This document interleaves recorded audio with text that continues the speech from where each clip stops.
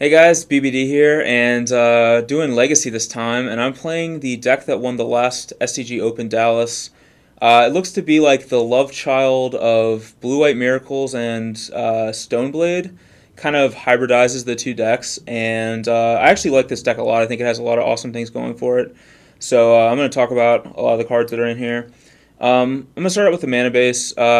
Pretty standard stuff. You have like tundras to fetch with your fetch lands. Also, 7 basics are pretty key in this deck because it helps this deck fight decks like Wasteland decks, which are pretty prevalent in the format.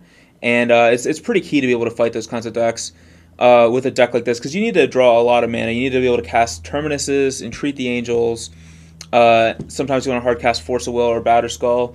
There's a number of things in this deck that you need to be able to hit. And against like a deck that plays Wastelands like any of the tribal decks, Merfolk or Goblins or Rug Delver, you want to make sure you can hit your land drops. Academy Ruins is for engineered explosives, and if your Batterskull dies, you can get it back. Since that's basically the only Stoneforge Mystic target in the deck, it's pretty important to be able to have access to that. So beyond that, though, it's kind of the standard Miracle Shell. You have like counterbalances and Sensei's Tops, just to set up the kind of the soft lock of countertop. You have a wide suite of counter magic, two actual counter spells, some spell pierces and Force of Wills. That's what makes this deck like so good against a lot of the combo decks. Is you just have so much disruption for their combo.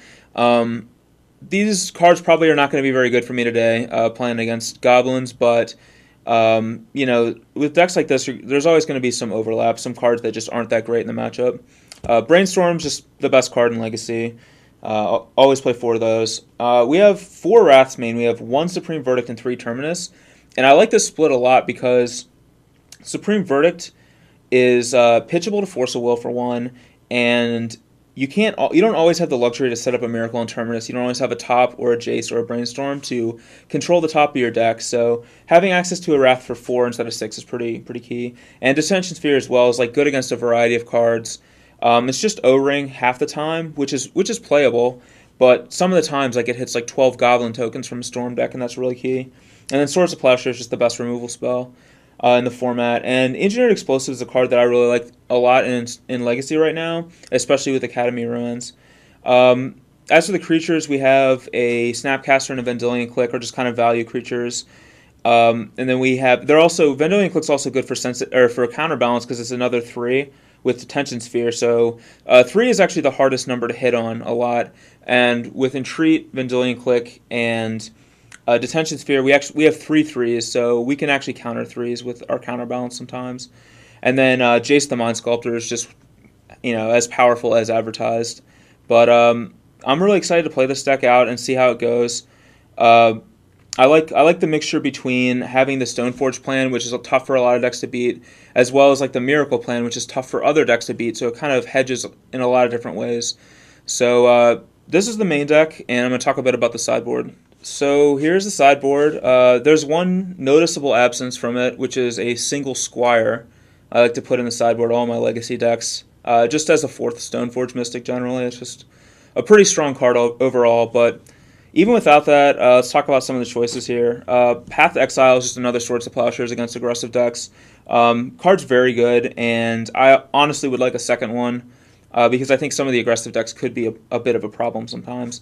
4th Terminus, just another Wrath for the aggro decks. Red Elemental Blast, this deck's splashing red. In the main deck, there was 1 Volcanic Island, which I forgot to mention. And there's also a mountain here, so in case your Volcanic Island gets wasted, you can fetch this with like a Scalding Tarn or Arid Mesa. And that red splash is just for Red Elemental Blast, and the card is just that good that's worth splashing for.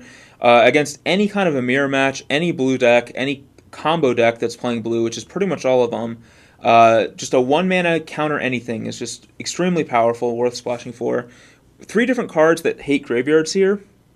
And I'm not sure if I actually like this. I think I would prefer to just kind of load up on one that's whatever's best. I don't actually know which one's best, but whatever that is, that's the one I would want to load up on.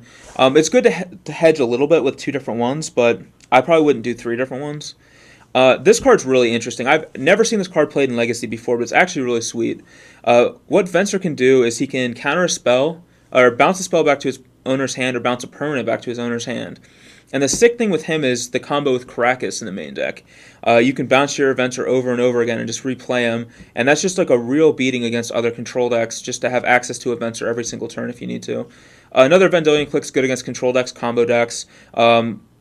Just kind of an all-purpose all-star. I really like Vendilion Click a lot, and I would not play a blue deck, a blue control deck without Vendilion Clicks. And then Spell Pierce is just another card for like combo decks. We have a Disenchant. In Legacy, Disenchant is like pretty good. Like there's a lot of different decks that it hits, but it's not like amazing, which is why you only want one. But it's good against like Batter Skulls. It's good against like counterbalances. There's just a number of random artifacts and enchantments people play, and then Jit just goes with the Stoneforge Mystic for like aggressive decks to bring that in as something to search up to really like hammer home against those decks. But this is the Blue-White Miracle Stoneblade Hybrid, and I'm hoping that it will be as good as it looks.